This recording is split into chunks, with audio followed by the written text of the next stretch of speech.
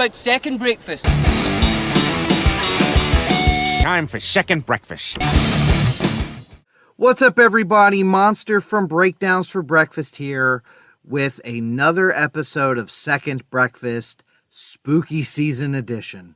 If you've been hanging out with us the month of October, you know we've been doing our typical Second Breakfast episodes, but putting a little bit more of a October Halloween-y spin on things.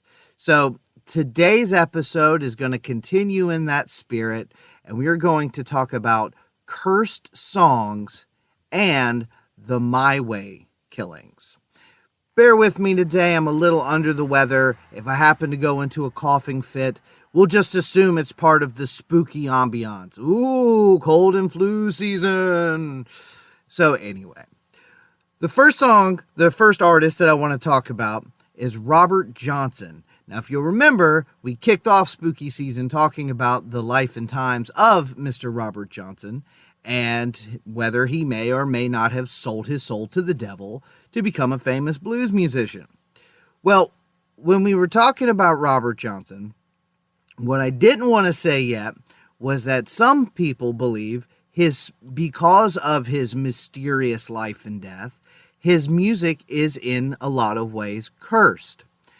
And some examples of this is in popular music. Whenever an artist goes to cover a Robert Johnson song, sometimes bad things happen.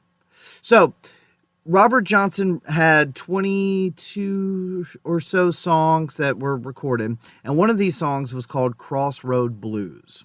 Now, what's interesting about this song is it also sort of cemented Johnson's legacy because the lyrics talk about him going to the crossroads and a decision being made. However, this song was later covered by Eric Clapton. Shortly after recording his cover is when his son died. Then there was, I'm sure everybody is familiar with the band Led Zeppelin. Well, whenever Led Zeppelin finished up doing their version of the Robert Johnson song Traveling Riverside Blues, shortly thereafter, Robert Plant's 5-year-old son died. So, just coincidence? Probably, but it's interesting that both of those, as I mentioned in the Robert Johnson episode, Robert Johnson was a huge influence on a lot of rock and blues artists, such as Eric Clapton and also Led Zeppelin. But, you know, when you have a mysterious life and mysterious songs, maybe you should be weary of covering them. Moving on, Motley Crue's song and album, Shout at the Devil. Now, a lot of people might not know this, but this album came out in 1983, and the original title was going to be Shout with the Devil. Around this time, Nikki Sixx was really into stuff like Aleister Crowley, and he was getting more and more into the occult, and he was reading a lot of books on that sort of stuff. And that was kind of on his mind when he started writing the lyrics to this song. Well, while he was working on this song alone in his apartment, you can find this in the Heroin Diaries, Nikki Sixx's autobiography. He says, while he was working on the lyrics to the song Shout with the Devil, books started flying off the bookshelf. Furniture started to move on its own. Like weird stuff started happening. And he was like, ooh, I don't know if I should be messing with this.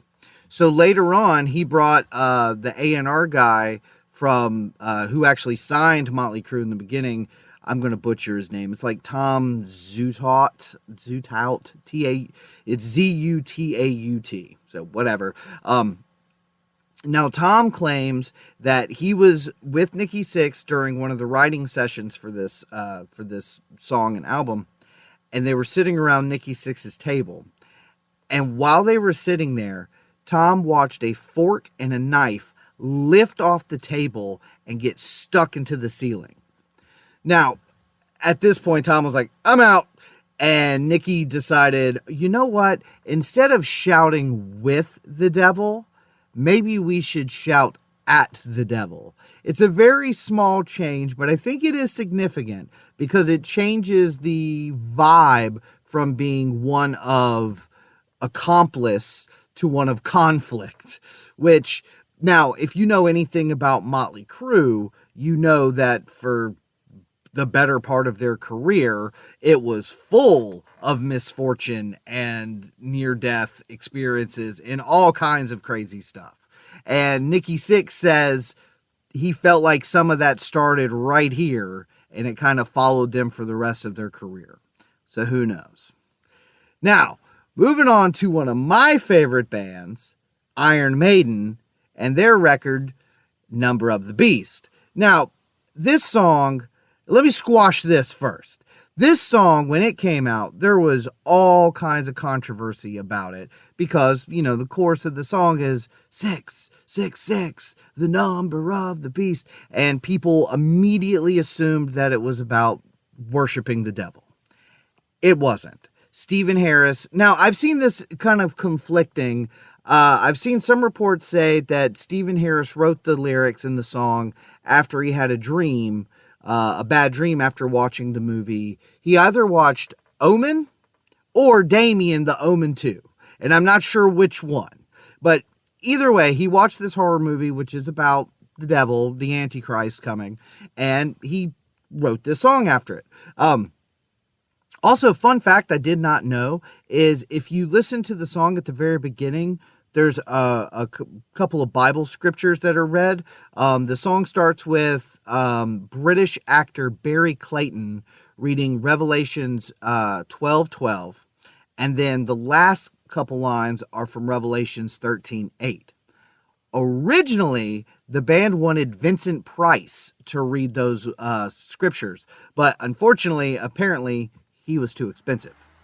So, during the recording sessions for this song and this album, a lot of crazy stuff was happening.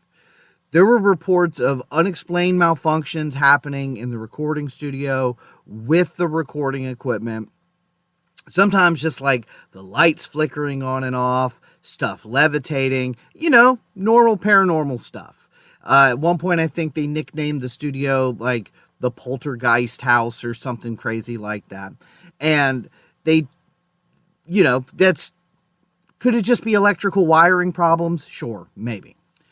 But here's a really, really creepy part.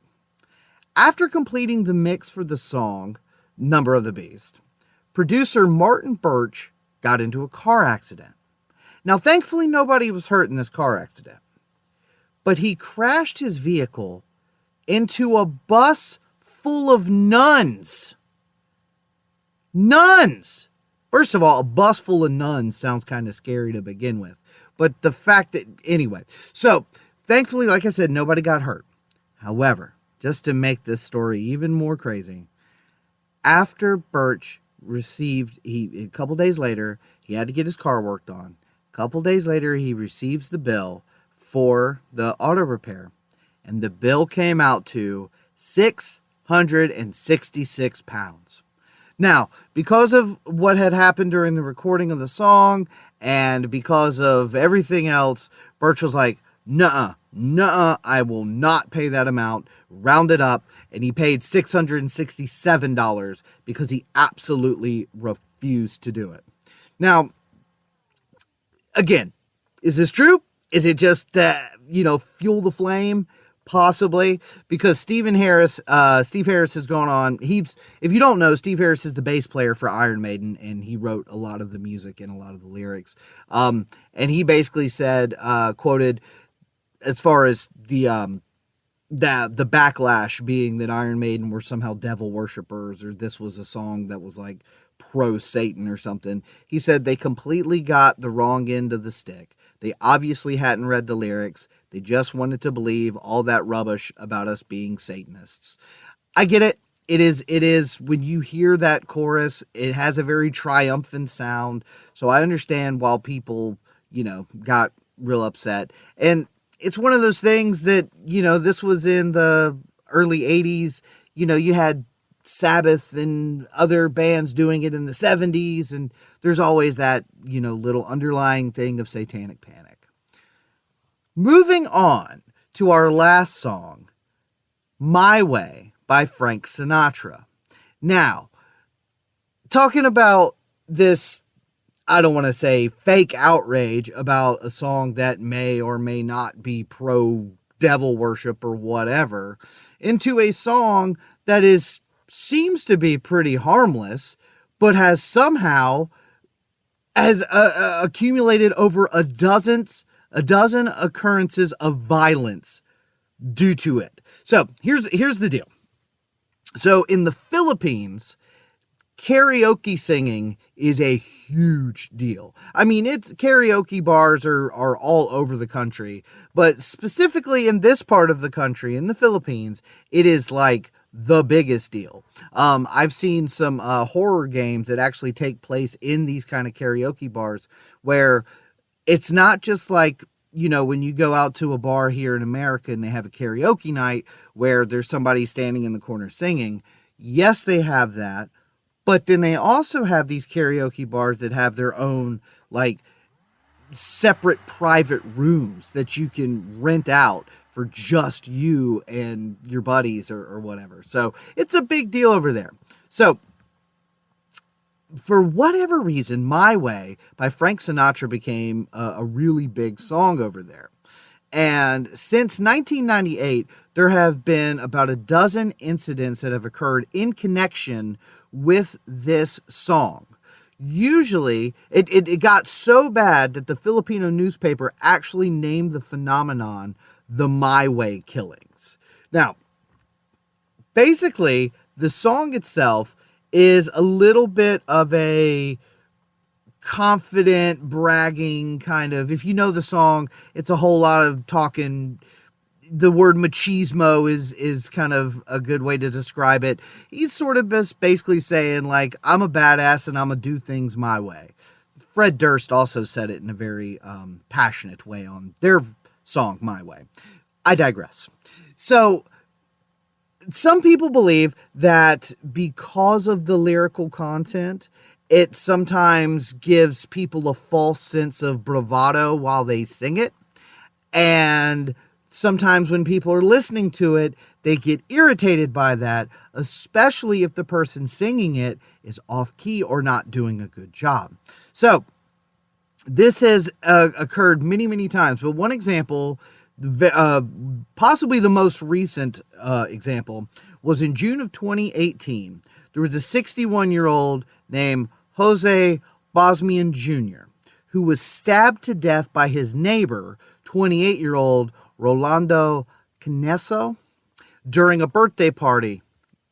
Bosmian grabbed the microphone from Caneso right as he was about to sing this song, leading to a fist fight that eventually turned into a stabbing.